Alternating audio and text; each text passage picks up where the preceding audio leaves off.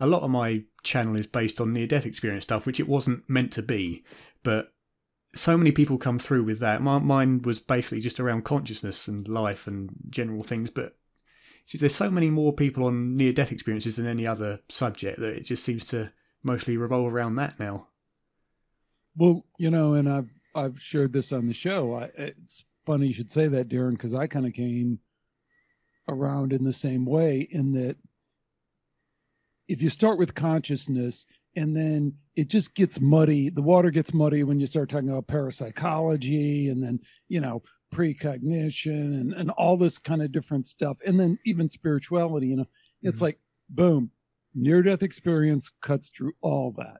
One, because the medical part of it is good in a lot of ways. It takes a lot of that infighting. I mean, the whole parapsychology thing, the thing that gets me is some of those people are atheists. Yeah. It's like, I don't know how you're processing that. How are you processing that from an atheistic, materialistic, you're going to jam it back into science? It's just stupid to me. It's just incredibly dumb, I think a lot of it seems to be kind of the definition of atheism. Because a lot of it, when you think of God, you think initially and immediately of the Christian, Muslim God and some kind of individual entity that overlooks everything, which I don't believe in. I believe in more Why of a not? kind of... Why not? See, hold on. See, because that's a problem. That's something I've been drilling into lately. It's that, and I was just editing an interview I did with long way around the barn here, but maybe it's good. I was interviewing Dr. Hugh Urban, who is a religious studies professor at Ohio State University. And he wrote this book on Scientology, and he wrote this book on Osho. And we were talking about, and then I was kind of hammering him a little bit. I'm on, the Pope and Christianity and stuff like that. He goes, hey, there's a long history as a historian. There's been a lot of bad popes and bad cardinals. And back then through the Middle Ages, we went through a whole period where there were, and that doesn't mean that the whole church is corrupt from top to bottom. I go, hold on, full stop. You don't know that. That doesn't prove the fact that there were a string of it.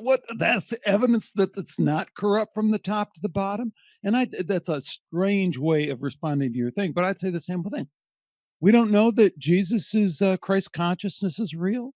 We don't know that Buddha is real. We don't know that Muhammad is, we claim to understand the mind of God and the order of the extended realm. We don't. And that's the freaking problem, I think, that we run into, is we're so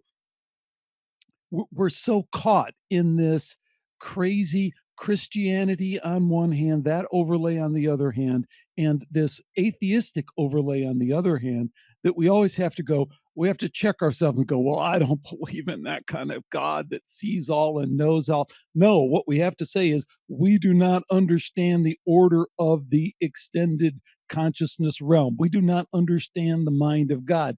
And yet we are forced to confront the reality that there is this extended realm, and we're not going to fall back into biological robot meaningless universe bullshit that science that we've been forced into, and I think is incredibly conspiratorial, the way that has been, that meme has been perpetuated. And that's something I bring up all the time, and everyone wants to go, well, people believe crazy things and they're just trying to, they're just, look at the advances that have been made in science and all the rest of that. And it doesn't add up to me. What it adds up to is the same thing that we see in religion, is that it's primarily a vehicle of control, manipulation, and power. And then we see the same thing in science, a means of control, manipulation, and power in order to perpetuate a particular worldview, that is the biological robot meaningless universe. Great way to control people. And I think it has a purpose and a direction, and I think it's been perpetuated intentionally. I think the problem with science is it's been very kind of misunderstood recently as a basis that it's basically a materialistic process, which to me I don't think it is. It's not it's being taken as kind of a scientism kind of basis, which I see science as a process, not a set of rules and foundations to live by. It's a process that must keep developing with data that comes out. And when I was watching your interview with Michael Shermer, one thing I picked up on was that when you mentioned about, mentioned about consciousness, you must believe that consciousness separates from the brain at death. How do you explain how the consciousness can see without eyes and hear without ears and whatever? And you think that that's not the point. The point is, our job is to show you that this happens. We don't know how it happens. It's not our job to explain it, but the data that we see shows that it does happen. And that's the point. It's not a case of explaining how, it's showing that it occurs. Yeah, there's a lot there in terms of science that is awesome and wonderful and can be processed in so many ways. And so a couple of things I do. One, the falsification of a theory is a valuable contribution to science. And it doesn't mean that you have to substitute it with another theory, right? So just to falsify materialism is a huge step forward. And then let's like the Shermer, good. We poke at Shermer, but he's really bringing up something good and important in his misstep. His misstep is to say, well, then how does it work? And it's like, I don't know how it fucking works. I just tell you, your thing doesn't stand up to scrutiny. It doesn't stand up to the best data that we have. The other thing that the skeptics help us understand in their miserable understanding of science is that science is skeptical. No, science is not skeptical. To suggest that science is skeptical suggests that science has a bias. Yeah. It's no, skeptical is like you could it's semantics now, but you could say the opposite. Science is the opposite of skeptical. Science is completely open. Whatever you have, bring it forward. If it's a great idea, we want it. Let's test it and see if it works. You could state it in the opposite of skeptical terms, and that would be the true, meaning of science. So it seemed that science would be, from my definition, is the process of finding data, trying to explain a possible theory as to how it would fit, and then the skepticism is kind of the policing of that to make sure it's done in an open way, but with restraints to stop it getting kind of in a ridiculous out of touch way. But the problem is with consciousness it's providing possibilities that are so beyond what we currently understand and what we currently accept as reality that skepticism, which is stuck in that materialistic fashion, is going to be very harsh, because it's anticipating a complete switch of how we think the brain and consciousness are related. Well, and I'd kind of maybe throw one other thing on the table there that's really uncomfortable. And, I just did an interview with Dr. Donald Hoffman, who is really, really quite brilliant guy. And is he the case against reality? He is. Is that Donald Hoffman? Yeah. And he's proposed a rigorous mathematical model for consciousness that suggests that consciousness is fundamental and not materialistic, which is really kind of another kind of strange oxymoron in a way, a mathematical model for consciousness is fundamental. And I think therein lies the problem. If you really think about it, philosophy has a lot to say here. If you can get past it, it doesn't work. Science has obsoleted itself. So, and I didn't even, I wrote, why science is wrong about almost everything a few years ago. I remember Dr. Rupert Sheldrake was nice enough to write the foreword to the book, but he was like, wow, I don't know if I can really write a foreword to this book. And moreover, he said, I don't really know if I believe this, Well, I think, I'm even more convinced of the basic premise of that book, which is that if science doesn't understand consciousness, it can't get anything right. And the further extension of that is science obsoletes itself when it understands that consciousness is fundamental. If consciousness is fundamental and consciousness is fundamental, then science has obsoleted itself, because the whole proposition of science is that we will measure and therefore interpret the external reality from our measurements. And now Don Hoffman is telling us that every experiment ever done at CERN let alone every uh, quantum physics experiment, has come to the same conclusion that reality cannot be measured. Reality is not out there. Reality is part of this broader thing of consciousness. Well, then every question in science becomes the famous how many angels fit on the head of a pin, quip that Carl Sagan made many years ago. And he was saying the opposite. It was a Michael Shermer kind of thing. He doesn't know it, but he's kind of really giving up the ghost by saying something different than what he thought he was saying. But it is. How do you? How is science not burdened by that question on every experiment that's ever done? Okay, yeah, that's your result. But did you measure how many angels were in the experiment? They're like, well, what do you mean? They're like, that has to be considered now. That has to be on the table. So there is no more, in some sense, it's all just science becomes this just kind of approximation game. I mean, I'm not familiar with the angels on the head of the pin kind of analogy. Could you explain that? I What think he means? if I'm not getting this wrong, but I think that's a famous quote from Carl Sagan. He's talking about the absurd of the supernatural kind of proposition, and it's kind of bolstering science as we know it, kind of thing, to say, well, then you can't measure how many angels on the head of a pin. It's a stupid idea. Right. Well, and my point is that when we come around fully to understand consciousness, it no longer looks like a stupid idea. It looks like a kind of a little bit weird question, but it's a question that starts gaining some legitimacy in terms of, like so Darren, you were talking about near death experience. And my point is I'm very interested and have been very interested in near death experience because it bridges this gap between science and this extended consciousness slash spirituality stuff. But it doesn't really end there. I mean, what do we do with accounts of angels? Do we just kind of dismiss that?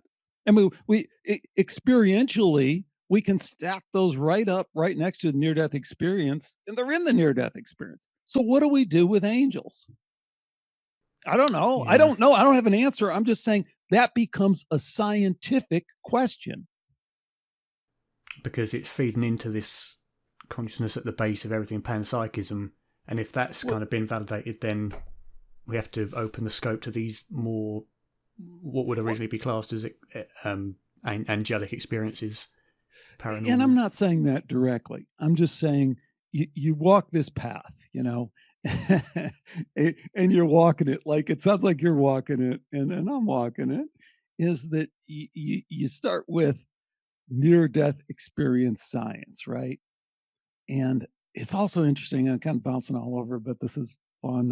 You have a very open style here, so we can talk about anything.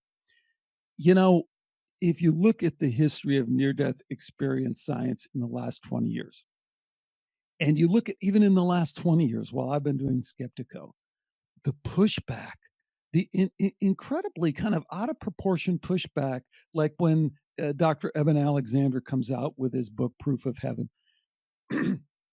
And there's just this uproar, and Sam Harris is out there, and who else is out there? All these guys are out there. He's on the cover of Newsweek magazine. Oh my God, this is ridiculous. All this organized pushback on this idea.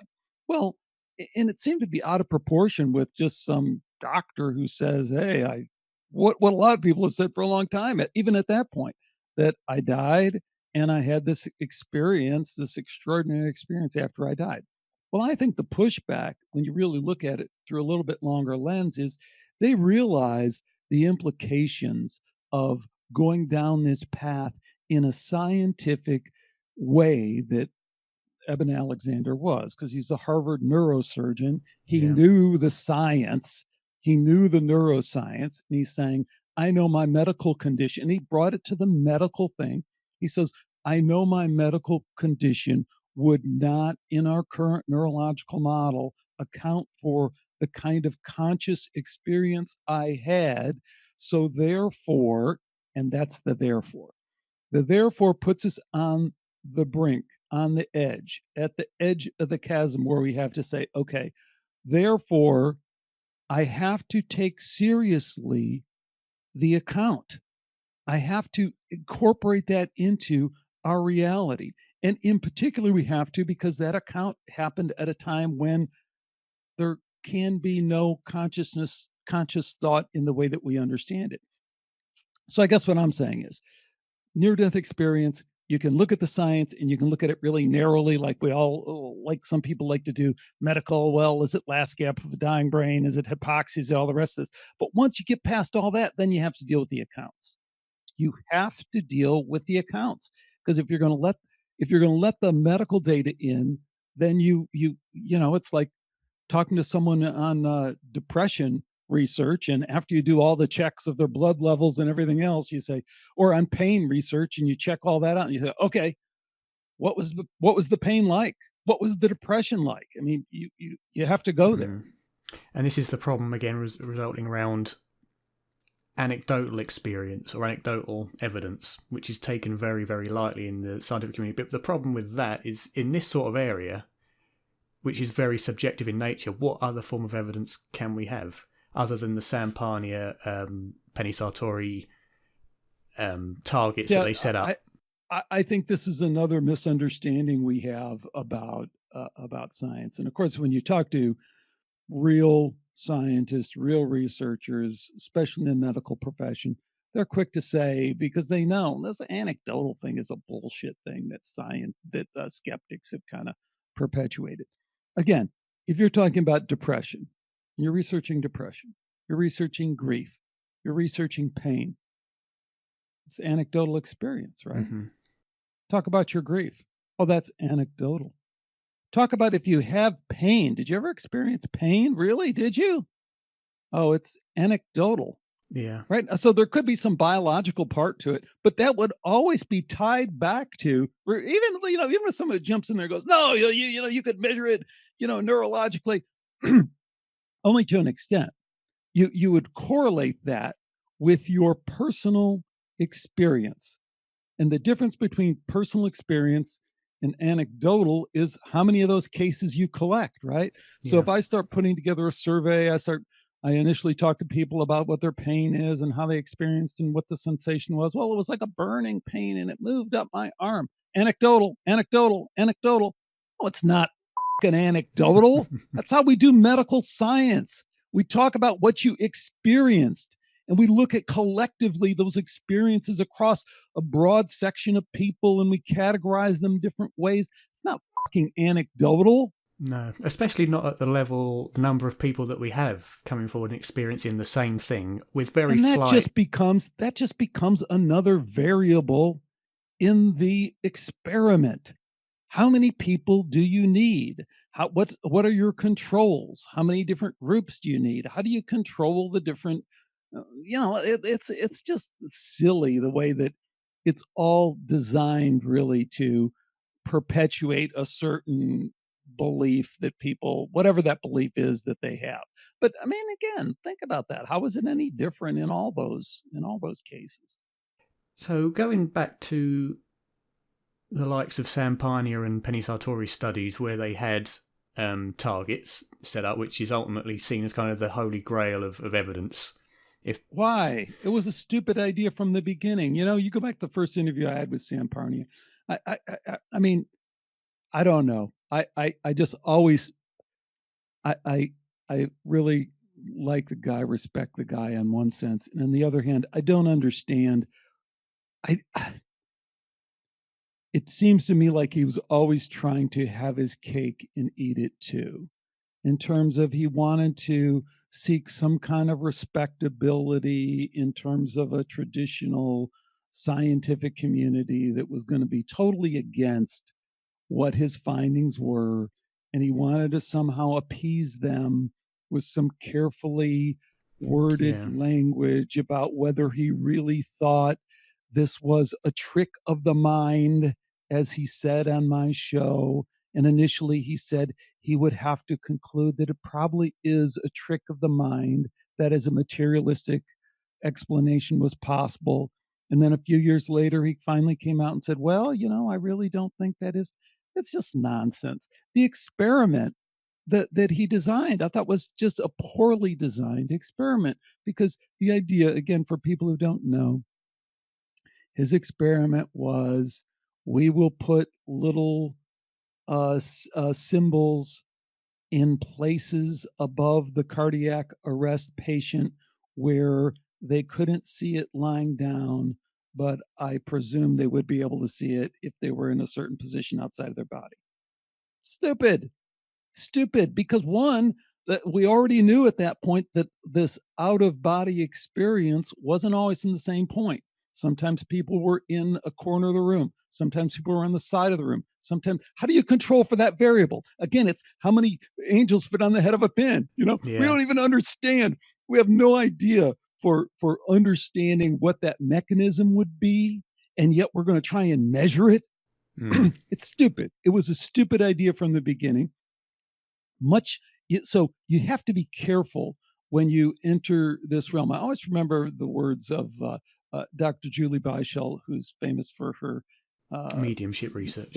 mediumship research, right? And the way she put it, because she had a lot of skeptics coming at her, and she really crushed the skeptics with her research, because she was a is a PhD in pharmacology, knew how to put together a research project and knew how to control for things. She goes, but in biology, we do not take a seed and put it on a lab table and say, grow.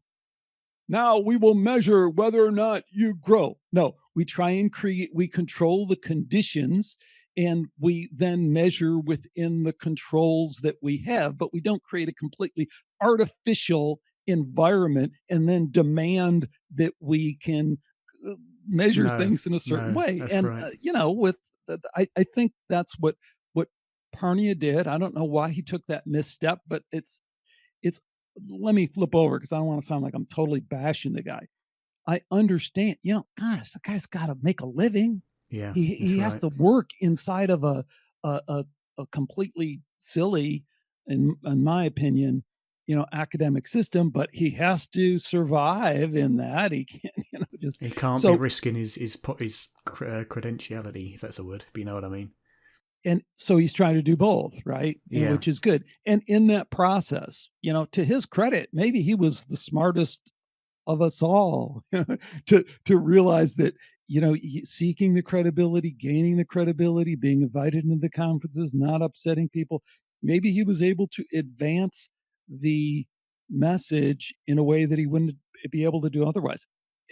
An analysis, the final analysis, that's definitely true. So, the Rage Against the Machine thing doesn't work either. But I actually think the work of Dr. Penny Sartori, who you referenced, is just turned out to be a better way to go to help us really nail down the reality of that. Because again, her research, as you know, and maybe you've talked about on your show. I've spoken to her, yeah. It was a while ago, though. Have spoken with her? I have spoken with her, yeah. Very nice lady. Love her accent. So, love her accent? Yeah, Welsh. Oh, it's brilliant. It's like singing.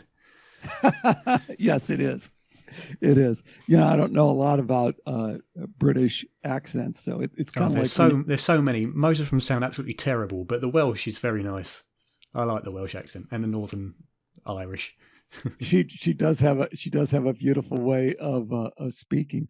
But again, her work was to say, okay, back to the interview thing, back to the control group, go in the cardiac arrest ward, and we'll we'll create a control group of people who recover from a heart attack. Our control group are people who have no recollection of a near-death experience, and our other group is the people who had the near-death experience. And then we will measure their recollections of their resuscitation, and we'll see if there's any difference. Nice, simple, clean experiment yields huge results, very statistically significant results in terms of people who had the near-death experience are able to recall their resuscitation. And when she asks the same questions for the people who don't, they're like, what are you talking about? I was dead. How would I remember? Yeah. And she was saying that the control group usually tried to either make educated guesses, which turned out to be erroneous in nature, or they were trying to kind of relate it to what they'd seen on the television and build a mental image like that, which again, of course, was erroneous. And yet the near-death experiences themselves were much more accurate, which is, I think, was she the first prospective study or the first kind of well-known prospective study? Of that kind? I don't know, but you said you talked to Jan Holden? Yeah, recently. Lovely lady she is. I like Jan. I like her too. And I really respect, she's a scientist. She's got rigor to what she does. And she replicated that study. From what I understand, she did that study as well. And then I think Parnia in his most recent one has something similar in the way that either indirectly or indirectly through his, look for the thing on the ceiling thing, he kind of backed into that as well. And I interviewed recently Tom Jump, T Jump. Oh, that's and his, which I thought initially, before I kind of had a chance to think about it, that his explanation of veridical perception, AVP, during near-death experiences was somewhat reasonable. The fact that these memories are stored unconsciously during the period of unconsciousness, but then recalled later as if it was experienced consciously, because obviously a memory like that, how would you know if it was an actual conscious experience or an experience saved as if it was consciousness? It's an illusion. But then later on, thinking about that and talking about that with Jan, she's right when you think that, well, conscious experience we know takes place when the brain is operating at a level kind of this size. It's how do you put it? The measurable activity is in a certain level of, we're able to measure it. So that's during consciousness. During these periods of cardiac arrest or deep anesthesia, when your brain's operating at this level, I don't see how any kind of memory storage can take place if we know it's required here. We know at this point it's unconscious and there's no memory storage or whatever, and then at this point suddenly there's that capability again. It doesn't seem to make sense to me. Does that make sense? No, it doesn't make sense, and it never has made sense. And it's an idea that was floated out there when this stuff first started occurring, and it was completely dismissed. I mean, anyone who's seriously studied consciousness from a neuroscience standpoint, it's kind of throwing a whole different God of the gaps kind of thing in there of saying, well, maybe there's some way that conscious memories could be stored and later recalled that is completely outside of our current model of neuroscience. Well, you can't have it both ways. You can't say on one hand, I don't believe in near-death experience because it violates our understanding of near-death of neuroscience, and then on the other hand say, well, there must be some different kind of neuroscience that would explain it. You can't have it both ways. Especially at this level where we know conscious experience is not possible. But even if we were to say, right, for some experiences, some near-death experiences, that would work if we knew for a fact that at this level, during cardiac arrest, unconscious memory could be stored. I don't know if it can or not. I'm not a neuroscientist. I'm assuming it can't.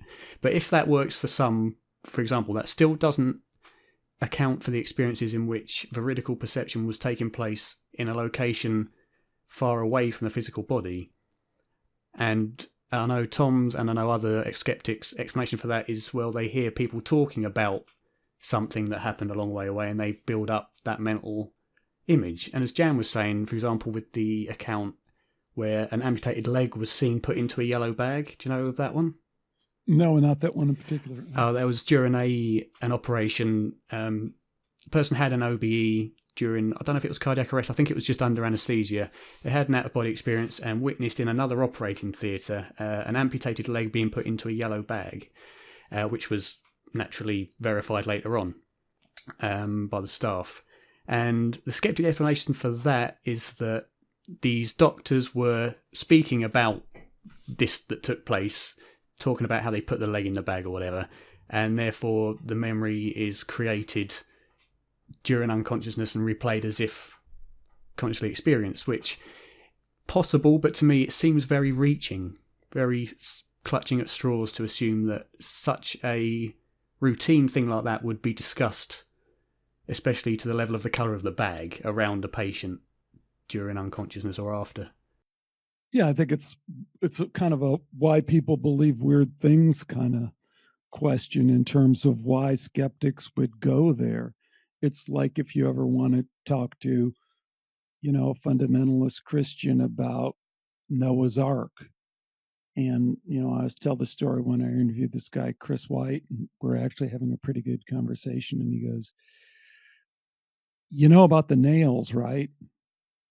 I'm like, he goes, "Well, now we do have archaeological evidence that they were able to produce nails." Yeah, as if that And explains the fact. right, How can you get that number of animals on a boat at all? exactly. It's Yeah, like, well, that wasn't my hang up, Chris. That wasn't my hang up with the arc thing. And it's like, as if, that would possibly kind of make yeah, sense and explain away thousands of people now that have had these experiences, the work of respected cardiologists, radiation oncologists, other medical professionals, around the world that have come to this conclusion. And then it's like, oh no, did this some simplistic kind of stupid explanation. Oh, okay, I get it. It was the nails in the ark. That's what made it possible for Noah to do that. and I mean the thing with that is if I'm going, I mean there's so many different skeptical explanations for the near-death experience, out of body, and various other phenomenological. I keep making up words, but anomalous experience. There's so many different ones. But who am I more likely to listen to? A skeptic who's trying to explain these things in a materialistic sense, or accredited scientist who's gone out and researched it themselves and has come to these conclusions along with other very well accredited scientists? I'm more inclined to listen to the researchers themselves. Well, that's tricky too, because then people will always come back and say, like you're referencing Shermer, And in my discussion with him, I love when he goes, I said that. I said, okay, peer reviewed research. He goes, peer review is a red herring. Yeah, Really? but then the skeptics are always bringing that back to us. You see it in all the comments, all the discussions. Well, where are these peer-reviewed studies that people have made to prove this? In one case, it's used against us. In other cases, it's dismissed when we provide it. So what do you think about that? I mean, how do you respond to that? Yeah, it's Because difficult. isn't it true? That's the part of it. There is a truth to there's a lot of shitty peer reviewed papers out there, right? That's his point, right? And Hmm. so that's true, but what you just said is true too. So the other thing to realize from a kind of, I don't know, wrestling match standpoint, all these guys have to do is pull you into the muddy gutter and they win, because you don't come out clean. You don't, you, uh, it's just a muddy mess where people have to make their own conclusions. Well, sorry, that's all it's ever going to be is a muddy mess where you have to draw your own conclusions. At this point, I prefer, because I really believe this, it's over. I mean, the skeptical thing is over. You can feel it in the air. You talked about the T jump, and I was nice enough. I did an interview with him when he requested me, because I've had this kind of anytime, anywhere thing. But after a while, it just gets tiresome because it's so stupid. It's stupid arguments that aren't well articulated. It kind of is a waste of time, but I don't know. I don't know if I'd continue to. I did one. You mentioned who's the guy UC Riverside? Oh, John Fisher. John Fisher. Yeah, I feel like I have to talk to John Fisher because he has the academic credentials, because he puts out these videos. It's unbelievable. It's unbelievable. The lack of scholarship in the work that he produced. The John Fisher story is interesting to me, because they got $4 million from the Templeton Foundation to do research on near death experience. That isn't a ton of money, really, But in this world, that's a fortune. In the kind of near-death experience, you could how much money has Jan Holden gotten? She ain't got no $4 million No, or no, it's very, very underfunded. all this stuff is very underfunded. So, the fact that he was able to finagle that money, one, that's a deep conspiratorial question there, is particularly since the Templeton Foundation, John Templeton was a very spiritual guy. He was a very Christian guy, but he took the Christianity out of it. He said, I want to continue to promote the exploration of science and religion. And then, boom, it gets sidetracked and he gets sent to this clown over here who writes this silly book about it. It was silly. It was the conclusions were silly. It doesn't stand up to serious academic scrutiny. And it reminds me of, I don't know if you've ever looked at this, Darren, but have you ever looked at the Edinburgh thing, the University of Edinburgh, and how they initially had this chair for parapsychology research, and it got totally co-opted by these atheists who took it over and turned it into why people believe weird things, kind of the Right. opposite. Flipped. Yeah. They flipped it. Well, they're not supposed to be able to flip it. Well, how did they flip it? They flip it. I don't know. Very clever. These people would make very good car salesmen, wouldn't they? Or New World Order people. I don't know. Yeah. I don't know much about John Fisher. I'm not a philosopher. I'm not a scientist. I don't pretend to be. I just try and, take data from both sides and corroborate it and come up with my own conclusions. But I'd like to get back to, if we can kind of wander away from the NDE, because we've spoken a lot about that, and there are, of course, other evidence. My main area of focus is the survival of life after death. That's my main focus. And NDEs. Why is that your main focus? It came originally from because I've had anxiety and depression since I was 12, which stemmed from a fear of death, which is very good ammo against me for confirmation bias and things like that. But I was always absolutely terrified of death and the concept of not existing. I mean, forever. That's to me, it's a terrifying thought. And so I wanted to look into more of it because I'd heard of near-death experiences. I'd heard loosely of out-of-body experiences, and it was interesting, especially for this kind of focus. So I started getting into it and looking at it and realising there is a lot more evidence out there than people would lead you to believe, and much more credible, outside of just wishful thinking and anecdotal evidence, So why didn't you just fall into the religious crowd, Darren, or did you? Are you a religious person? I'm not religious, no. Wasn't that to default? I mean, I give you props for your courage to not immediately go cult on us, which is what happens to a lot of people when they encounter those kind of deep existential fears, right? Isn't that where a lot of people they go religious? They do. I could never get round the whole idea of, I mean, obviously in England the main one is Christianity. If I was in India it'd be Muslim or whatever else, but to me it just, I've always needed evidence to support a belief or I suppose a belief is the best word for it, and I'd never had that evidence of a God that came down in the form of Jesus. And I mean, I was brought up in a Christian school and we had to pray every day and read the Bible, and I could never get into it. I mean, I'm sure that with the Bible it's a case of interpretation, and I know there are literalists out there with Noah's Ark and things, but that was never on the cards for me, because as I say, how would you'd need a whole ark to get every species of insects, or half of every species of an insect on it. There's so many. But the idea of heaven and hell, if you believe in Jesus or not, or you believe in God or not, it didn't fit for me. And I could never get into the religion side. I always prefer the science side of things, evidence. That's the way I am. So what do you think about what we were just talking about in terms of the limits of science? So you get to this point and you're approaching an answer to your existential question. Yeah. And then, it's like, I'm just reporting what other people are saying, but I'm the one who's saying it now. There's no answer. Science is not the answer. It just propels us into the unknown. And that's it. Science is, as I say, I think it's a process that must be developed as data comes. It's not a fixed audit list to compare against. And if the data's there, it needs to be looked at seriously and not immediately dismissed. I mean, the phenomenon of astral projection, for instance, the number of people on that will say it's all in your mind, it's all this, it's all that. But to me, there's enough people that have experienced it and are saying very, very similar things that it warrants looking into without immediate dismissal.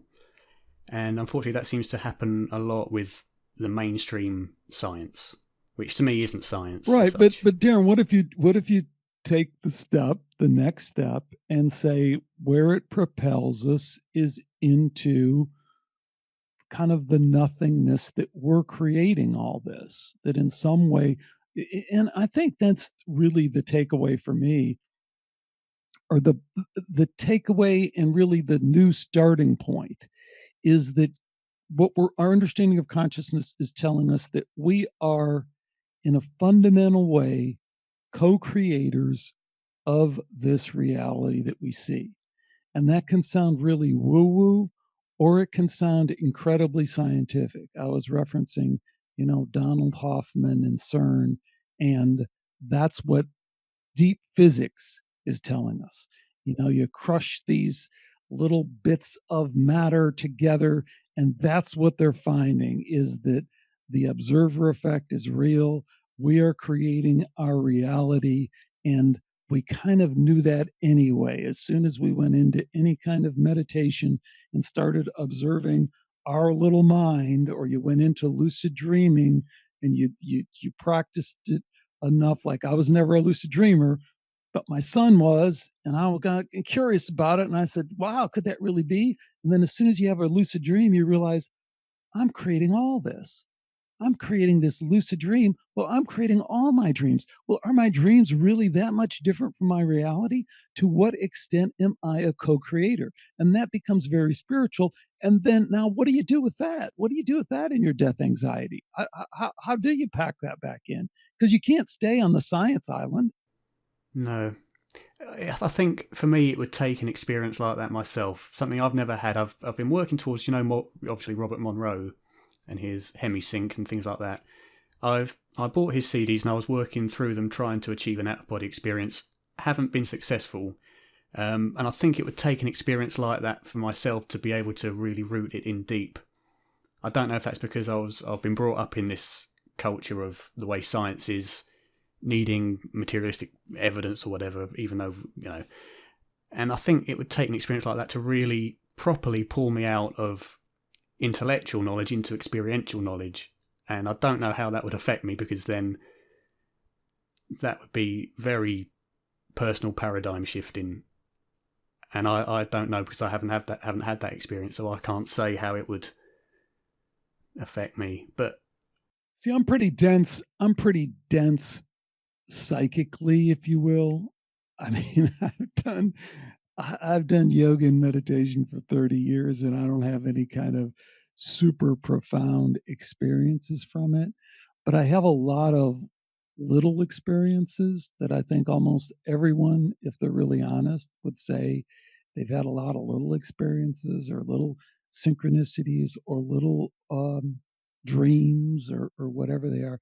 But the one thing I guess I'd challenge on, because that's what I like to do, is if you get to the point of even having a little bit of an awareness, if I think almost anyone who sits down and does even a little bit of meditation can very quickly, from an intellectual standpoint, reach that point of observing, of being the observer, of realizing that there is a mind that is off running and doing its own thing, and you are not that thought process. Yeah, because you can observe it, that entails that you are that witness to the mind, not the mind itself. Precisely. So the fact that you can intellectualize that, Darren, suggests that you've been there. Not that you just think about it, but that you've been there. And I think one of the problems we have with meditation in the West is we don't understand that that is a major awakening experience. There's no explosions that go off or anything else. That second that you were there, at that half a second, millisecond that you were there, being the observer, the gig was up right there. The whole thing shifted right there. You just did what I do is you shifted back. You quickly shifted back. A few years ago, I met with a woman who was on the show, and she's really interesting person and a psychic. And then she moved to San Diego, and she came and she wanted to meet, and we met, and she did like a little reading with me. And she said, "Oh, this is interesting." She goes, "I get the sense that with your meditation, you get right up to this point, and then you get scared and you're like, oh, no, no, no, no, don't go there." And it's interesting because that's exactly what I had experienced for years. And I'm not saying I've broken through that, because I haven't, but to intellectually get up to that point, experience it a little bit, and then turn back and go, no, no, no, no, pull it back in, rein it back in, let that old monkey mind take over. That is my experience. And I think that's the experience of so many people, especially men, and especially guys like us who are drawn to science and what we think is science and what we think is intellectual thing. And I guess my point is, I wonder if if you look at it deeper, Darren, if you aren't maybe a little bit further along than you'd be willing to admit in terms of that spirituality that is part of that.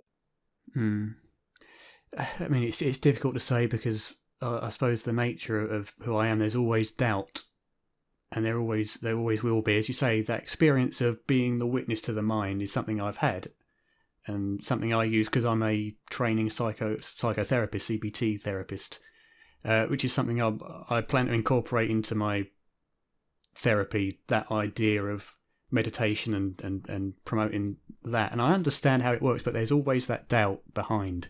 That is this awareness of thought also just a phenomena of the brain and everything like that? Maybe because we're surrounded by the materialistic paradigm that the thoughts always come back to that, and there's always doubt. But I guess that's something just that takes time.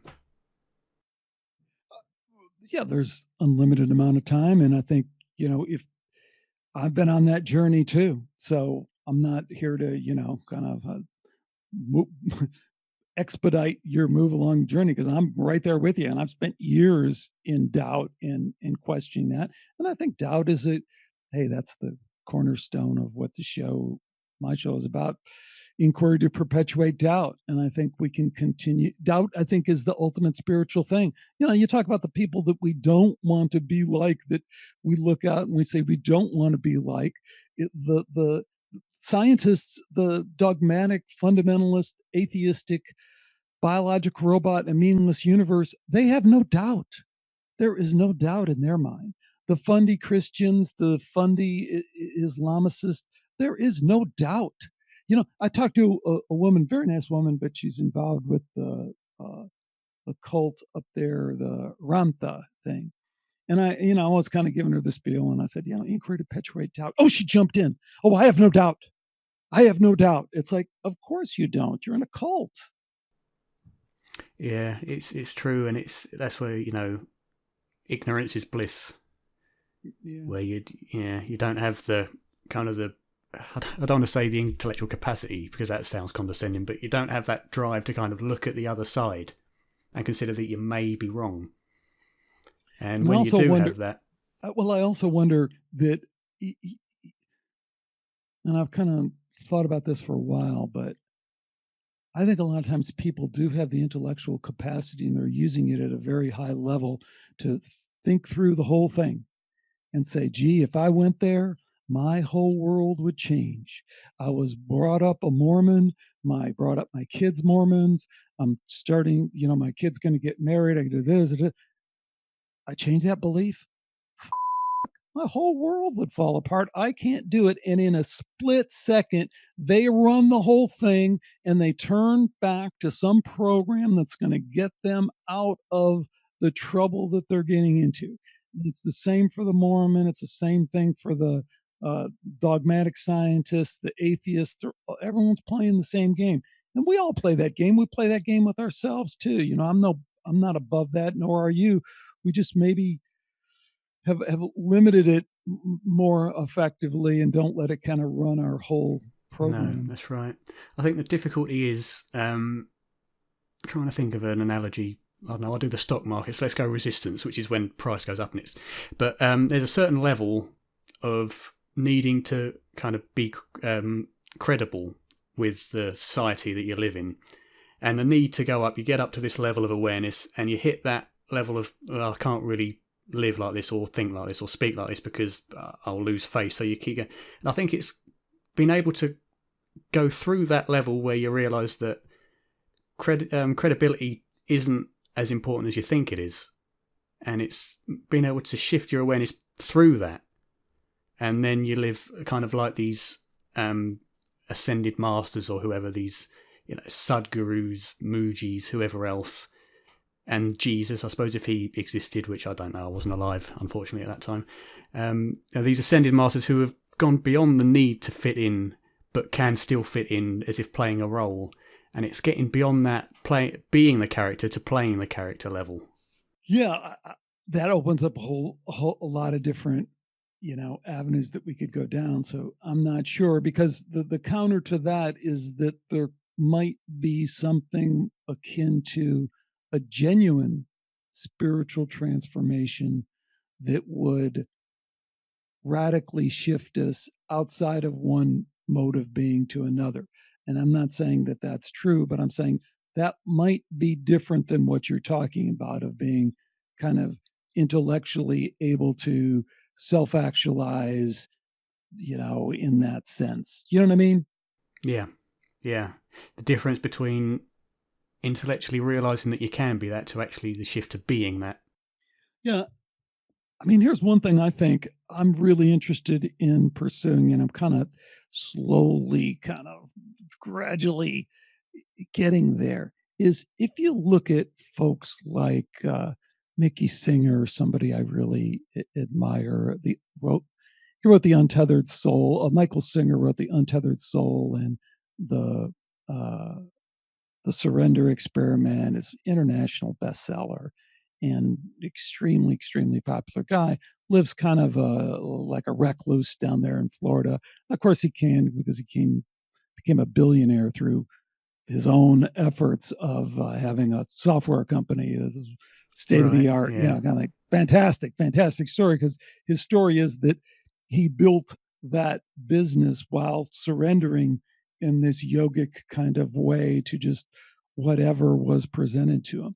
Or a figure that people can more identify with is Eckhart Tolle, and you can go watch all of his things.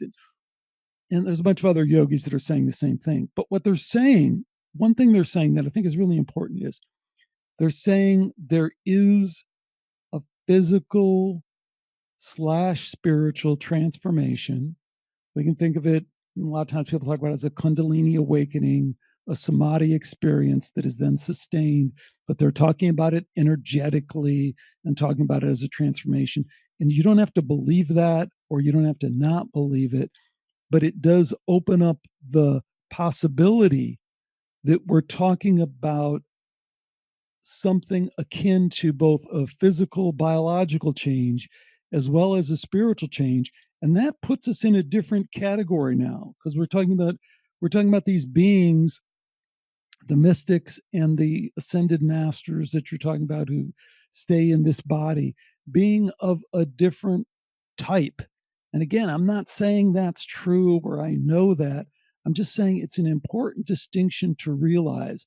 It's not someone saying, "Oh, I read a book and thought about things differently and wrote a paper about it." Yeah. It's a mind-boggling thing to consider. Even being at that level is something you can't really conceptualize of, which I suppose is one reason we stick to where we are and can't go beyond it. Again, I think we do. I think we do experience it. That's my point. I think, as you said, you've experienced it. I've experienced it. We just haven't allowed ourselves to go there. We snap you just back. Dip your toes in. Yeah. You dip your toe and you go, "Oh, not so fast. Let me get back to my life. I have 4 kids. I have a house. I got a lot of things that I really like about it. I'm going to go watch TV later. I got everything, let's not mess that up too much. Yeah. This has gone a much different path than I thought it was going to. Starting with near-death experiences and coming on to this. It's good, I like it. So let's shift on to something different now. Something I really wanted to ask you about, which is my least favourite kind of counter-argument to everything paranormal. James Randi and his challenge. You see, that's on so many things, that's almost like the bottom line for the skeptics. You provide so many explanations that maybe go against what the skeptics are saying, but then there's always this baseline of, well, why hasn't anyone won the James Randi challenge? I mean, have you ever spoken to James Randi himself or someone that represents him? I did. You did? To James Randi, and I spoke with a number of people that presented at the James Rand JRE or JREF, yeah. Oh, the JREF conference that they used to have.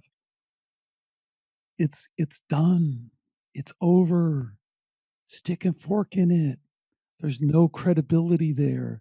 No one talks about it anymore because it's just a sad memory for those folks who have to look back and see how they were duped, how they went to this conference where there are these 20-foot high images of James Randi looking down, and they bought into all the things that they said they were against. So if anything, it's something to look back on and consider how people can be duped into, a system of beliefs that outwardly would seem to go against everything they say they're about. That's the interesting thing about James Randi and the $1 Million Challenge and all the rest of that nonsense. I mean, there was no $1 Million Challenge. The $1 Million Challenge is science.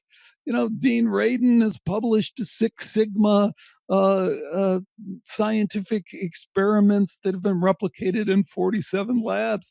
Give them the fucking money now. Why do you have to hold it up? But it's not real. It's not real. So to talk about it is to bring some reality to it that it doesn't deserve. Because it's still very, very widely used as that cushion for skeptics. So you'd almost think that it was only by stupid people. Relevant. Only by stupid people, and it just is. It's people that are not. It's all the things that we're saying in terms of as a social phenomenon, as a exercise in deluding yourself. It's no different than the Noah's Ark thing. It's no different than the flat Earth thing in a way. The flat Earth thing to me is more interesting. The flat Earth phenomenon is about, to me, is where we're at. So we went through this skeptical phase where that held some weight. And then we've gone through, I think, the rise of the conspiracy to the point where people understand that fundamentally the conspiratorial model is a better explanation for almost everything that we see in politics and science, in everything.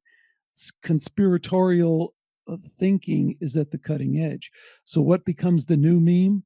Well, let's push the conspiratorial thing all the way to the edge. Do you believe that the Earth is round? Maybe it's a conspiracy. So it kind of becomes this other turn. I can't tell you. I think there's a conspiracy within the flat Earth conspiracy. I can't tell you how many people have approached me and say, you ought to do a show on flat Earth. You ought to do a debate on flat Earth. And I'm like, but it's an absurdly stupid idea. I understand why people can be kind of so frustrated with being bullshitted about everything from vaccines to climate to our history that they throw up their arms and go, hey, maybe the Earth isn't really round. Like I'm telling you, it's the ultimate frustration, the ultimate pushback on science. But at some point, you got to grab your senses and say, well, that's just kind of nonsense. I mean, I did take a flight from London to Los Angeles, and then I got on a plane and I went to Hawaii, and I realized that the sun was moving as I was moving, Yeah, and yeah, it's just, I yeah. mean, and I talked to It's pilots who've flown around the world. I mean, it's just mm, so stupid at so many levels. Of why would you debate that with someone? yeah, that's right. And it's something that you can see for yourself, as you say. Hop in a plane, go up, and you can see the curvature. To some level at least. Anyway, and as you say, you see the sun moving, and the explanations I've seen for the flat Earth just don't work in any way. If they do work, it's because you've been talked around all these different corners, and you've kind of lost your own mind into believing it. And that's where I think modern skepticism it's passe. It doesn't hold any serious weight. And the longer we prop it up, I think the longer we just kind of perpetuate it.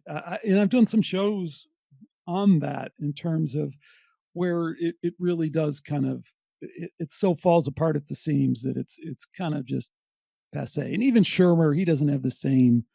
He can't put the same umph behind it. He's if you listen carefully, he's backpedaling all over the place because he knows that all the real good evidence in science is going against some of the fundamental principles. I mean, the skeptics still don't, a lot of the skeptics, like if you're talking about James Randi kind of level skeptics, they totally don't get it. And they don't even get the consciousness thing. So the consciousness is an illusion thing. They don't get that. You mentioned T Jump, who, I don't know, he's just an old relic of that. But he starts talking about emergence and he doesn't even know what emergence is. He goes, emergence, like it emerges from something. It's like, no, man, emergence is like this specific idea. It's not just the word emerge. It's emergence like a whirlpool or a dust, a sand dune or a flock of birds. These guys are not really deep thinkers. These No, skeptics. yeah, with Tom, I mean, he's a very nice guy, and you can see his brain's in the right place. He's very intelligent, knows what he's talking about. But I mean, with some of the examples you say that he gave of emergencies, for example, the whirlpool, which arises from oceans and whatever, you'd think, yeah, but that also kind of explains. I mean, have you heard Rupert Spira? Yes.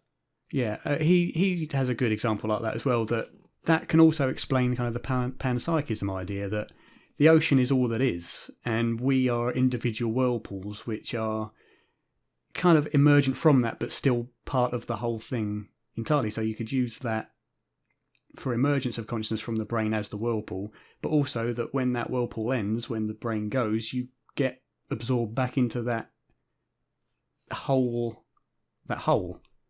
Well, it's fine to use it as an analogy. It's just not okay to use it scientifically, because when we move it into the scientific, again, if we're going to use that term realm, then emergence becomes a way that we can understand things through a mathematical model. So we can create a mathematical model of a whirlpool, but we have to know the constituent elements, and then we have to provide physical forces to those elements in order to model and create the phenomenon that we're observing.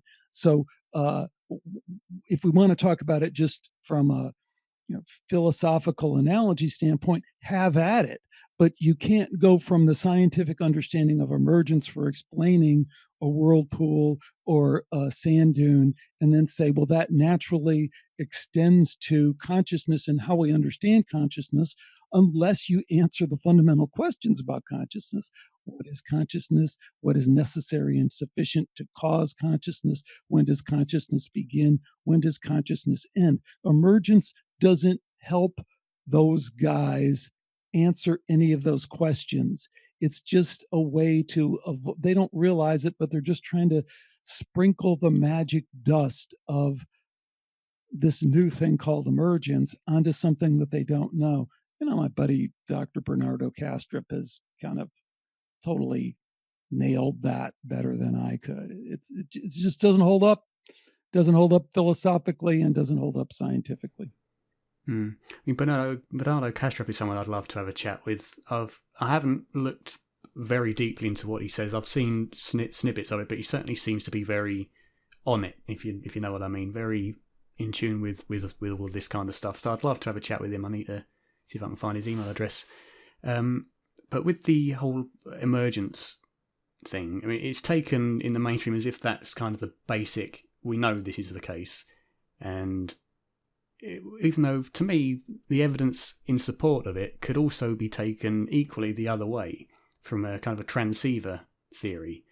I mean, the main argument is if, well, you change the brain and consciousness is changed, and measurably so. So surely, would that not work if you were to take the analogy of a radio? Which it is, the signal is received by the radio and expressed. If we were to think of that as consciousness, if you take a hammer to the radio, the sound that comes out of it is going to be greatly distorted. Similarly, if you hit the brain with a hammer, or you hit your head with a hammer, consciousness is going to be distorted. But that doesn't necessarily entail that the radio creates the signal it's receiving. Equally, the brain doesn't necessarily create the consciousness that it's projecting. Hey man, I'm with you, Darren, but I think we already covered that, and that gets back to why we both were interested in near-death experience. I like the fact that you said that, you know, your interest in it is limited to this little quest of this existential question: who am I? Why am I here? Why am I afraid of dying? Why am I afraid of not existing anymore? Near-death experience cuts through all that bullshit. So people want to sit around and talk about the mind, body, mind, brain problem, panpsychism, emergence. You can spend tons of time, and it's not wasted time, but you can spend tons of time on that. No need. Shift over to near-death experience. The brain is compromised in a way that completely defies our neurological model for producing anything like the conscious experiences that we've recorded. That is just as solid as you can get it. It's just the evidence.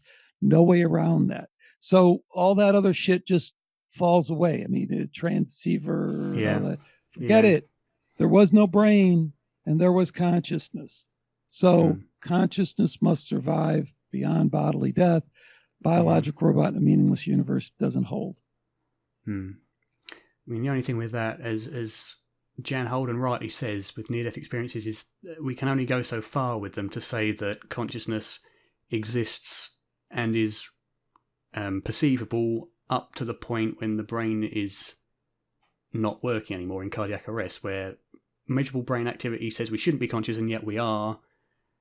Beyond that, we can't say, because no one's ever come back from that. To me, the logical following is that, well, if consciousness is available at that point when the brain is pretty much dead, whether it can be revived or not, that shouldn't happen, but it does. So as you say, that seems to overwrite everything that we think we understand about the brain. Couldn't agree more. I think that is exactly the point.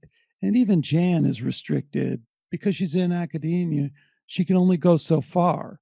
And I think that little bit that you added there is the important point, is that everything has to be reconsidered. The paradigm has shifted, and we haven't totally accepted that. And we kind of want to keep Humpty Dumpty back on the wall, and all the rest of this. But no, the distinction that you're talking about, that Jan is making, again, have all the respect in the world for, is relatively meaningless. If consciousness exists beyond our current understanding of neurology, of neuroscience, of consciousness science, then everything has to change. It's finding a white crow, isn't it? Exactly. So to persist and have it, was it 5 minutes or 3 minutes, or could it be something else? Or we had this burst in these brain rats, these brains of rats, doesn't hold up. I mean, that's fine. If that can overturn it, then we'll have to look at that. But it doesn't work, doesn't fit. A good one I saw that made me laugh was regarding out-of-body experiences. It was a Scientific American. Was it Scientific American? I think it was, or one of the established scientific magazines, that said out-of-body experiences have been shown to occur when there's damage to the inner ear. and that's what they are explaining. That's how they're explaining out-of-body experiences. Fine, okay, that works when the person involved has a damaged inner ear. What about all these other cases where their inner ears are perfectly fine and their brain's dead? Right. You know, and they take that as an explanation. How does that wind up? So again, I keep pulling back to the bigger question. How does that wind up in Scientific American? I mean, if you can pull it apart that easily, how does it wind up in that? I think it was Live Science. Sorry, yeah. Even better. How does that wind up there? How is that not pointing to, like when I say conspiracy, and it kind of freaks people out. It's like, it doesn't mean that all those people are getting together on a group chat and deciding, we're going to put this out and then you're going to promote it. Even though some of that might be happening, that's not the overriding way that happens. But if you wanted to, first of all, if you could control the narrative on anything that interested you, that had to do with power and or money, you would. Of course you would. You do, right? So why would we think science is somehow outside of that? Of course, someone is interested, has a motivation to control the message, control the narrative. So we must assume that is in play. An example of that being in play, again, it's something I only read very skimmingly, but not Michael Shermer, Rupert Sheldrake and Peter Fenwick, I believe, were in I'm trying to remember the details. They were in a scientific conference and they were completely shunned and removed from it, weren't they? Because of what they were saying, was it the morphogenetic fields or was it the whole death process? Probably morphogenetic fields if it was Rupert, because he hasn't really gotten into the NDE stuff, I don't think. So that kind of either indicates one or two things, that either their Rupert Sheldrake and Dr. Peter Fenwick's presentation was so unscientific, as was documented, that they were removed under those premises, or it's that the scientific community that was holding that conference just weren't ready to hear that kind of thing. Right. And they were systematically or kind of unconsciously systematically removed. I don't know much about that. Do you know much about what happened there? Well, there's several of them. The one that really kind of made a stir is when Sheldrake's TED Talk was removed. Same kind of thing. It was moved, wasn't it, from one section to another? It was initially kind of banned and then it was moved. And if we know anything about social media, that generally would kill it. In this case, it didn't. And actually, Rupert and I did a show on that. And it's a YouTube that got 300,000, our interview got 300,000 views. So it obviously struck a nerve with people to think that TED Talks has an anonymous scientific board that can make decisions about about what's relevant and what isn't. Not what's relevant, what's scientific and what isn't. Right. So we have a noted Cambridge biologist, well respected, who is banned by an anonymous scientific board. That's kind of it's not what we generally think of in terms of how science, or in this case, what's their thinking, free thought, TED Talk kind of thing works. And like I say, it obviously struck a nerve with people. People get it. It's bullshit. It's the Wikipedia bullshit. It's the sanitized TED Talk bullshit where there's an underlying message behind it. And I just think people are way past that for the most part. And the people are still kind of humming along in a kind of half sleep mode and buying into that. They really don't matter. Those are the people listening. Those are just followers. Those are just followers. Those are just follower people that are going to be whatever they're told to think, they will think. So if if they're told a new meme, then they just follow that. They're not to be paid attention to. And the same way with the skeptics. I mean, if they have a good argument, let's listen to anyone who has a good argument. But we don't have to play that game. We don't have to grind on that. They're done. Yeah, and it's, as you say, it's whoever's popular and who has the biggest following is going to be kind of using the whole philosophical language, which I hate, argument from authority. Whoever's popular is going to be the. I mean, for example, a good example of that is one of your videos with Dr. Stephen Novella. Right. Which wasn't well received, and you can see in the comments and on the low ratings, there are all Novella's kind of followers, because he's very well respected and has a large following.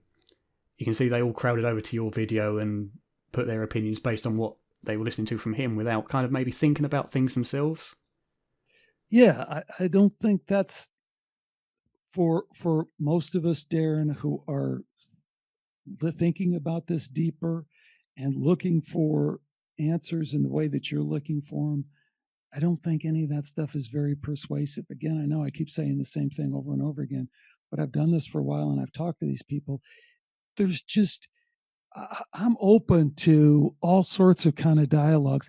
That just doesn't get my juices flowing. It's so stupid. It's so, it's in the same way again. I mean, I think there's a deep truth to Christianity and Christ consciousness that I don't totally understand, and I'm still trying to incorporate into this broader understanding of extended consciousness.